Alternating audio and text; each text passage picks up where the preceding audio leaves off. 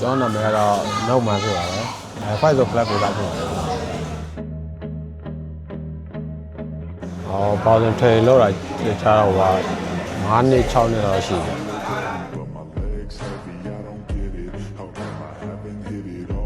ပထမဆုံးပြန်ပွဲဆိုတော့လည်း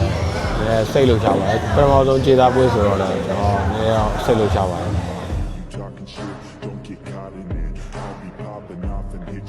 တိုင်ဆိုင်နဲ့တိုက်ခိုက်မှုပြန်ပွဲတစ်ခုတော့မြင်ပါတယ်ဒ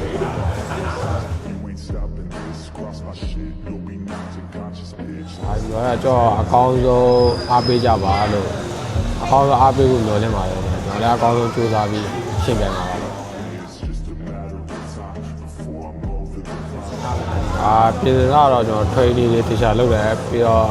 ကြားခိုင်မှုလေးတရားလုပ်တယ်တက်လို့လည်းကောင်းအောင်လုပ်တယ်ပြီးတော့လည်းကိုလုံးနဲ့တရားလုပ်ပြီးတော့ရှင်းပြမှာဗျဒီမှာအခက်အခဲဆုံးပိုင်းရတော့ကျွန်တော်ကြားခိုင်မှုလို့ရအခက်အခဲဆုံးပိုင်းလည်းကြားခိုင်မှုရှိပါရဲ့ကျွန်တော်fighter ကောင်းတာတော့ပြင်ဆင်ထားပါတယ်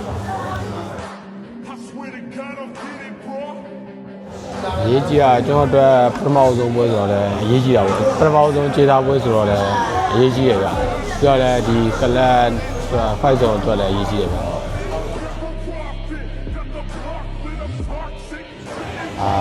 အဲ့နဲ့ပွဲကြရင်တော့လာပြီးတော့အားပေးကြပါကျွန်တော်လည်းအကောင်းဆုံးရှင်ပြိုင်ပြီးတော့ပြတော့မှာဆိုတော့လာအားပေးကြပါ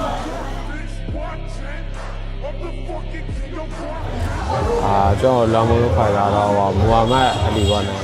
မူဟာမတ်အလီကစားတယ်မှာဖြစ်တယ်ဖိအားပေးရလို့တော့မရှိဘူးပေါ့ဒါပေမဲ့ပြည်စတော့ကျွန်တော်ကတော့ဖိအားမရှိဘဲနဲ့ရှင်းပြတယ်များပါတယ်ဟုတ်တယ်